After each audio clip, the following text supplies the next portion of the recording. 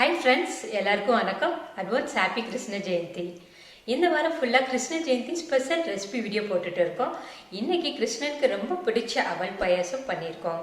ஒருவேளை இன்னும் நீங்கள் நம்ம சேனலை சப்ஸ்கிரைப் பண்ணாமல் பார்த்துட்டு இருந்தீங்கன்னா சப்ஸ்கிரைப் பண்ணி வச்சுக்கோங்க. வாங்க வீடியோக்குள்ளே போகலாம்.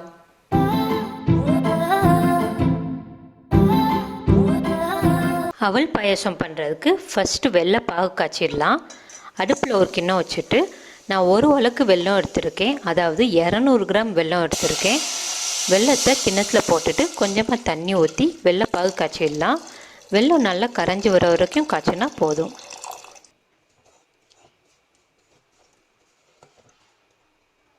வெல்லம்லாம் கரைஞ்சி வெள்ளைப்பாகு ரெடி ஆயிடுச்சு. இந்த ஸ்டேஜில் நம்ம ஸ்டவ் ஆஃப் பண்ணிடலாம். வெள்ளைப்பாகை நல்லா ஆற வச்சுருங்க. எதுக்காக ஆற வைக்கணும்னு நான் பின்னாடி சொல்கிறேன். அடுத்து அடுப்பில் ஒரு பேன் வச்சு அதில் 2 ஸ்பூன் நெய் ஊற்றிடலாம்.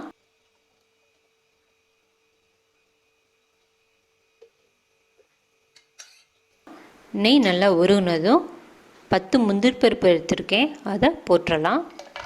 கூடவே 10 காஞ்ச திராட்சை எடுத்திருக்கேன், அதையும் போட்டு பொன்னிறமாக வர வரைக்கும் வறுத்துடலாம்.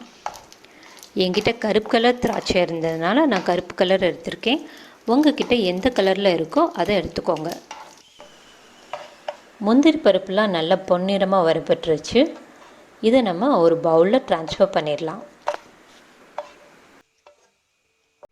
முந்திரி பருப்பு கிஸ்மிஸ் வதக்கின நெய்யிலேயே நான் ஒரு உலக்கு அவல் எடுத்திருக்கேன், அதாவது 200 கிராம் அவல் எடுத்திருக்கேன். அதை போட்டு வறுத்துடலாம்.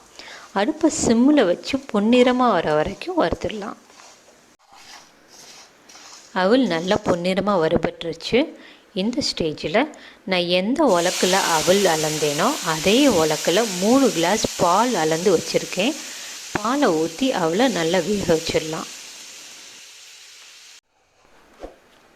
அப்பப்போ கரண்டியை வச்சு கிளறி விடுங்க, இல்லாட்டினா அடி பிடிச்சிரும். அவல் நல்லா வெந்துடுச்சு. இந்த ஸ்டேஜில் நம்ம காய்ச்சி ஆற வச்சுருக்க வெள்ளைப்பாகை வடிகட்டி சேர்த்துடலாம். வெள்ளத்தில் மண் இருக்கும், அதனால் நம்ம வடிகட்டி சேர்த்துடலாம். எதுக்காக வெள்ளைப்பாகை ஆற வச்சுருக்கோம் அப்படின்னா, நம்ம அவல் வேக வைக்கிறப்ப பால் ஊற்றி வேக வச்சுருக்கோம். பால் சூடாக இருக்கும். பால் சூடாக இருக்கும்போது நம்ம வெள்ளைப்பாகையும் சூடாக ஊற்றினோம்னா பாயாசம் திரஞ்சு போயிடும். அதனால் பால் சூடாக இருக்கும்போது நம்ம ஆறுன வெள்ளைப்பாகை சேர்த்தோம்னா பாயாசம் கெட்டு போகாமல் சூப்பராக இருக்கும். அதுக்காக தான் நம்ம ஆற வச்சுட்டு அதுக்கப்புறமா சேர்க்குறோம். பாயாசம் கொதி வந்து நல்லா வந்துடுச்சு. இந்த ஸ்டேஜில் நம்ம ஸ்டவ் ஆஃப் பண்ணிடலாம். நம்ம நெய்யில் வறுத்து வச்சுருக்க முந்திரி பருப்பு கிஸ்மிஸை பாயாசத்து மேலே தூவிட்டு ஒரு தடவை கிளறி விட்டுறலாம்.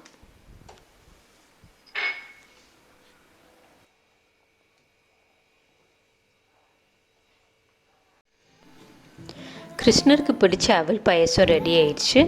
நீங்களும் இந்த கிருஷ்ண ஜெயந்திக்கு அவல் பாயசம் செஞ்சு உங்கள் வீட்டில் உள்ளவங்கள அசத்துங்க. உங்கள் எக்ஸ்பீரியன்ஸை கமெண்ட்டில் சொல்லுங்கள். உங்களுக்கும் உங்கள் குடும்பத்தாருக்கும் கிருஷ்ண ஜெயந்தி நல்வாழ்த்துக்கள். தேங்க்ஸ் ஃபார் வாட்சிங்.